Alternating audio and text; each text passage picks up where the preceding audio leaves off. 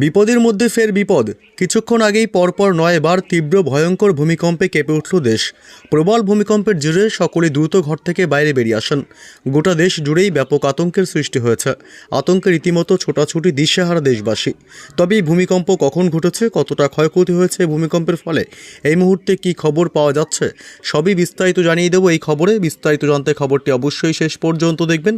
আর সবার আগে সবার প্রথম আপনার জেলার লেটেস্ট খবরগুলি জানতে আপনার জেলার নামটি কমেন্ট বক্সে কমেন্ট করে জানিয়ে দেবেন। আর আমাদের ইউটিউব চ্যানেলটি সাবস্ক্রাইব করে আমাদের সঙ্গে থাকবেন। একবার নয়, পরপর 9 বার ভূমিকম্প গুজরাটের রাজকোটে। রাত থেকে সকাল পর্যন্ত চলে এই কম্পন। এর জেরে সেখানে ব্যাপক চাঞ্চল্যের সৃষ্টি হয়েছে।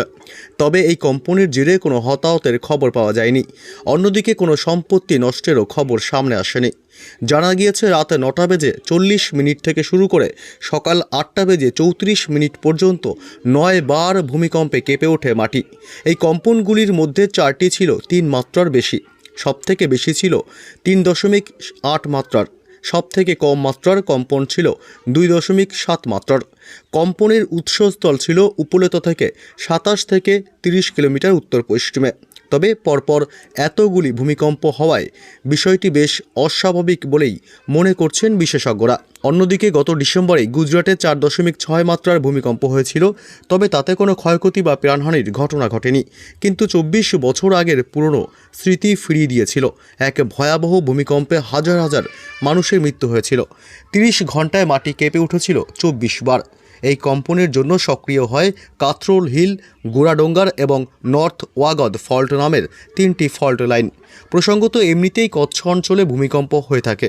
তারই মধ্যে 3টি ফল্ট লাইন নিয়ে চিন্তায় বিশেষজ্ঞরা।